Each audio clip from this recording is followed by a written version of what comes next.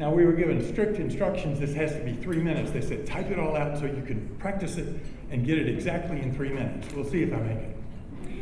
I want you to know that community organizers are more accustomed to being behind the scenes instead of being up here in front of a microphone.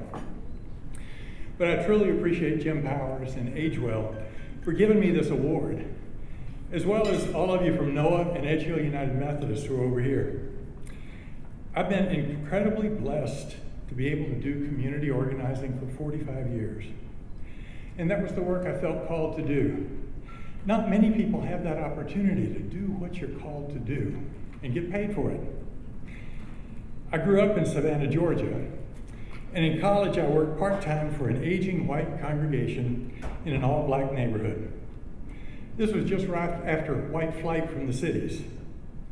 This specific neighborhood showed me what disinvestment and redlining meant before I knew those words. Houses were run down, stores were boarded up, residents were very low income.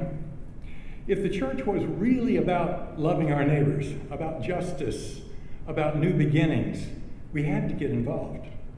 But this church wanted nothing to do with the neighborhood, which frustrated me to no end. I kept asking myself, if the church won't help the neighborhood, who will? I'd never heard of community organizing.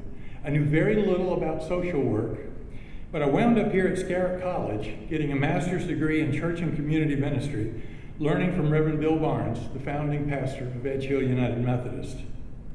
For 17 years, I worked for a Methodist agency helping neighborhood residents take action themselves to solve neighborhood problems.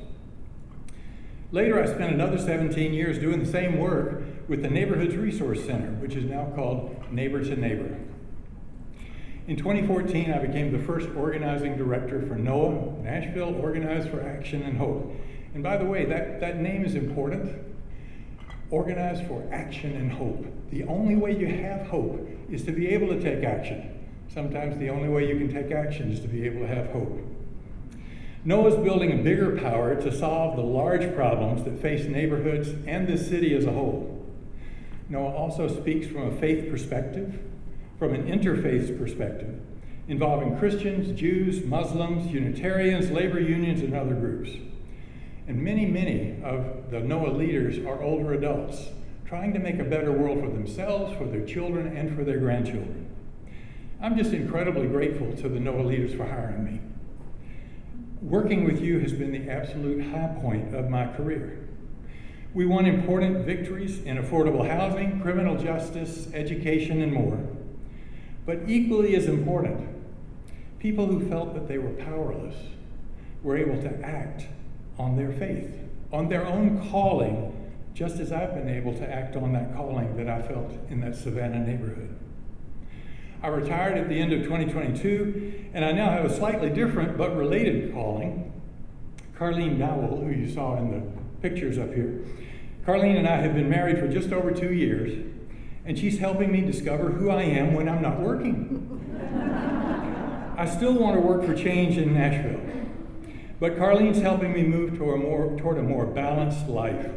She's encouraging me to read those books I've been saying I wanted to read, to take a trip or two, and to spend time with our grandchildren. I have 9 and she has 2, so there's a lot to cover. I'm incredibly lucky to have her as a partner with common commitments to justice and someone who loves our combined group of grandkids. So thank you, Agewell. Thank you, Jim Powers. Thank you, Noah. And thank you, Carlene.